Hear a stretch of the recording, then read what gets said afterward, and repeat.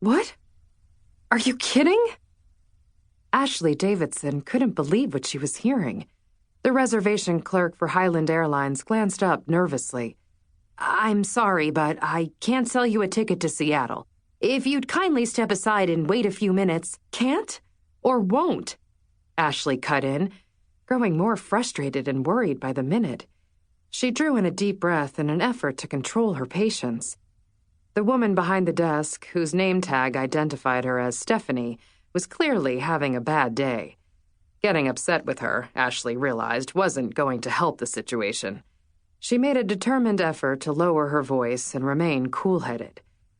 I can't. I'm sorry. Ashley refused to take no for an answer.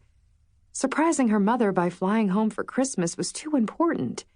I understand getting a ticket to Seattle 4 days before Christmas is pushing my luck, she said, doing her best to appear calm and composed.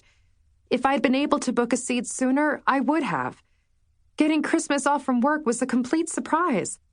I attend graduate school, and I also work at a diner. I hated to miss the holidays with my mother, but I didn't have any choice. She's a widow, and my brother lives in Texas and can't get home for Christmas, so there's only me. Perhaps if the reservation clerk knew her story, she might reconsider the can't sell you a ticket part of this discussion.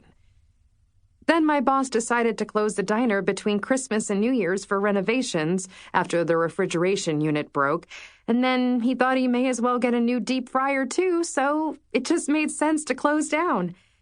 All this happened at the very last minute, and because he felt so bad, he gave me a Christmas bonus so I could fly home. I'm so sorry, Stephanie said again, looking nervous. If you'd kindly move aside and wait a few minutes.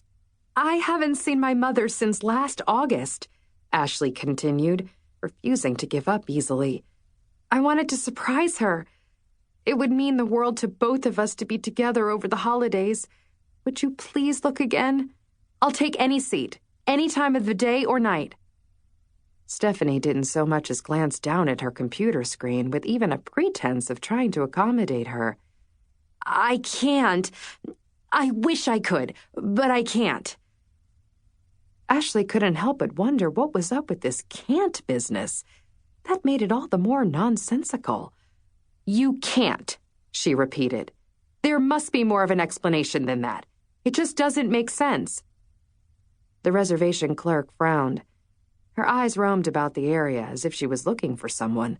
That, too, was irritating. It was as if she was seeking a replacement or someone to rescue her. I believe you have your answer, the man behind her in line said impatiently. He shifted from one foot to the other, letting Ashley know he didn't appreciate her arguing with the clerk. Ashley whirled around and confronted him face to face. In case anyone forgot to mention it, this is Christmas. How about a little peace on earth and goodwill toward men? Be patient. I'll be finished as soon as possible, and then you can talk to Stephanie, but for now, it's my turn. In response, he rolled his eyes. Ashley returned her attention to the woman at the counter. If you can't find me a seat on a plane to Seattle, I'd be willing to fly standby. Stephanie shook her head. All the flights to Seattle are already booked? The man next in line blurted out the question.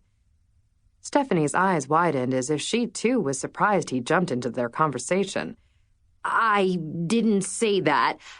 I'll speak to you directly in just a moment, she said. Excuse me? Ashley flared, forgetting her resolve to remain calm and collected. This was too much. With her hands on her hips, she stared down at the other woman. This is discrimination. Just because he's a man and good-looking, you can dredge up a seat for him, but not for me? This was gender discrimination. Where was a television crew when you needed one? This would make a juicy piece for the 6 o'clock news.